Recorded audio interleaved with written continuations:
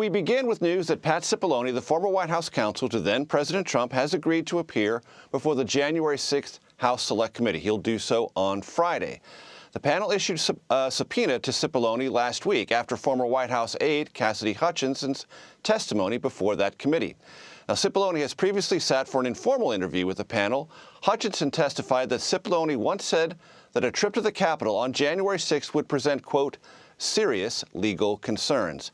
For more on this and today's top stories, we want to talk to Caitlin Huey-Burns and Tara Palmeri. They join me now. Caitlin is a CBS News political correspondent, and Tara is senior political correspondent for Puck News, and yes, I am a subscriber. Caitlin, Cipollone's interview will be videotaped and transcribed, but not live. What's the significance? Well, Major, there's been a common refrain at the end of these January 6th hearings in which Liz Cheney essentially says, Pat Cipollone, we want to hear from you. We want you to testify. And now they are getting their wish, even though this is through subpoena and it will not be, live, as you mentioned. What they want to hear from him, they believe, of course, he is a key player in all of this, key to conversations with the former president, but also on record, essentially, at least through the telling of others who have come before the committee, of acknowledging that the president's behavior was potentially illegal. And this really stems from Cassidy Hutchinson's testimony last week when she mentioned these conversations that she was having with Pat Cipollone. Cipollone telling her, make sure that the former president doesn't go to the Capitol, because that would open up to a whole host of legal consequences. According to her telling, he said, he's going to get charged with every crime imaginable. So what the committee wants to hear from him, there are questions about executive privilege and how much he will be able to share. But using the testimony that we heard, for example, last week, those are the kinds of threads that this committee is trying to follow as they are trying to make the case that what Trump was doing was not legal. Very good. Tara, there's a long question here, so bear with me. President Biden's approval numbers continue to depend on where you look to hover between the 30s and the 40s. Majorities of Americans fear, according to the polls, their economic future is getting worse, and huge majorities say the country is on the wrong track. Do Democrats you're talking to believe the White House grasps the depth of the president's current political problems? It's a good question. They fear that he does not, and that he is likely to run regardless of his standing. Politically, they're worried that he might not have it in him to fight because they don't see him fighting on the issues day to day, like the fact that Roe v. Wade was overturned. They felt like he was a bit flat-footed on that. He hasn't seized the moment. They were expecting more from the latest shooting in Chicago. They were hoping that he would use this as a political moment. There's just a feeling of disappointment that he's not grabbing the mantle and turning these serious current events into political positions, especially since he is a president where Roe v. Wade was overturned on his watch. And I think there's a lot of concern that Biden may not run for re-election, that he will merely be the bridge to the next generation, which is what he said pretty much when he ran in 2020. But they're feeling anxious because if he is, they need to get their bench in order. And it seems like it's not very clear who that person will be, because many assume that Kamala Harris, the vice president, will likely be primaried. So, Tara, you mentioned anxiety. Let's talk about another A word, ambition. Because if President Biden does not seek re-election, and you just said something that I hear from Democrats a lot, that Vice President Harris would not be necessarily the heir apparent, what about ambitious Democrats are you hearing as they think about this possible opening and what they may or may not do about it? I mean, you're hearing a lot of the same names from 2020, like Elizabeth Warren, Amy Klobuchar, even Bernie Sanders, but Cory Booker. But you're also hearing some new names, some governors like Gavin Newsom in California, who's running ads in Florida right now for his own reelection in California. You're hearing J.B. Pritzker in Illinois, Mitch Landrieu in Louisiana, Whitmore. You're hearing a lot of different names in Michigan from around the country. And, also Phil Murphy in New Jersey. So you're hearing a whole slew of names sort of peek up their heads, talk to their donor circles, sort of indicate that they're ready. It just seems the thing that's clear. I just actually interviewed Congressman Ro Khanna recently about this, and he said that he expects there would be as many as 20 people in a primary field if President Biden doesn't run, that it is not, the nomination will not be handed to the vice president. And there's obviously concerns about if that weakens the field and if that makes it more difficult to run against President Trump in the event that all the Republicans decide that they will not primary him and he goes unchallenged.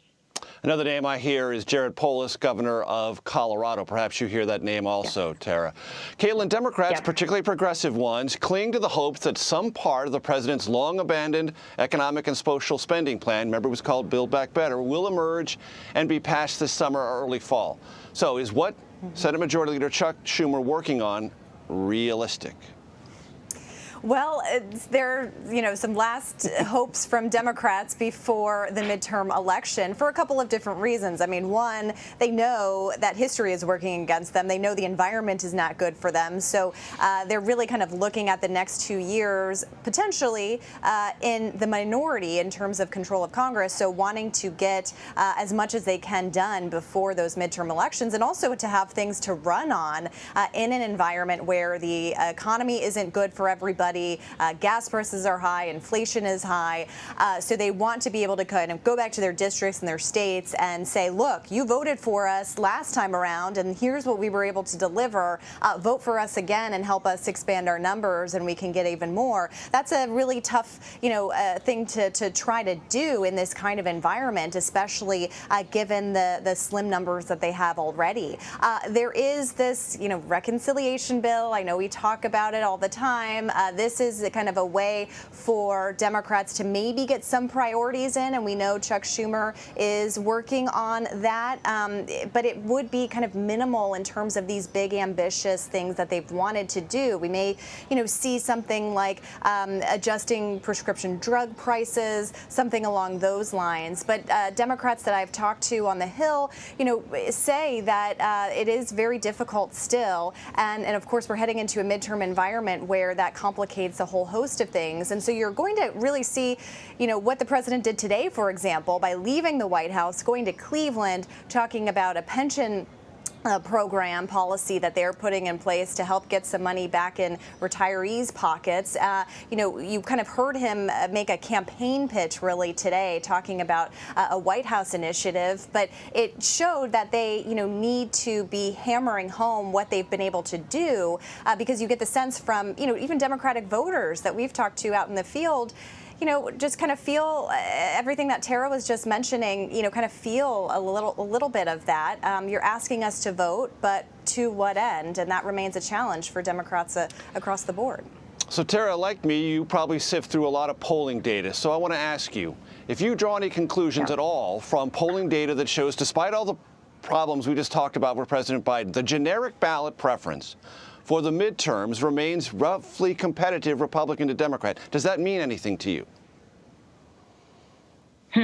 That is interesting. I think if we follow history, it's likely that Republicans will take back the House. There's a small chance they'll take back the Senate, but by a very slim majority, 1 or 2 seats. It's just sort of the way historically it's gone since, I think, 27 out of the 30 elections when there was a first-term president. During the midterm elections, the party in power was handed back to the opposing party. So if we're looking at history as an indicator, it would appear that way.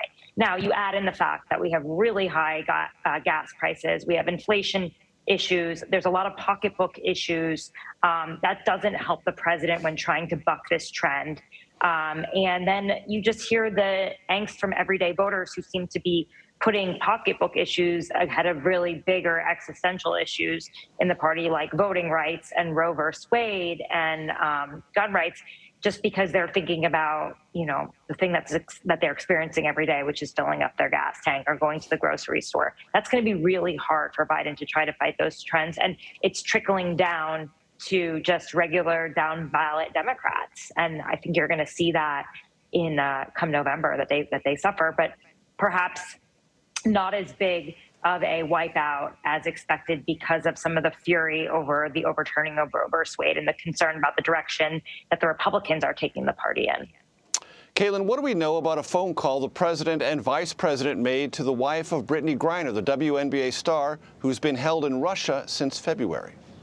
That's right. And remember, over the weekend, there was reporting that she had sent a letter to Biden, from detention, essentially saying, do everything that you can do. And then her wife actually had an interview on CBS Mornings yesterday, pleading with the Biden administration, essentially, and saying that she hadn't heard from them. So this is something that we were pressing the White House press secretary yesterday on. And she had said at the time that Biden had read the letter and would be responding. Well, we found out today that he and the vice president did call Griner's wife, Sherelle, and they are trying to work through, according to them, diplomatic channels to help bring her home. Now, Jake Sullivan and the National Security Advisor and his team have been kind of running point on this, along with Secretary of State Antony Blinken.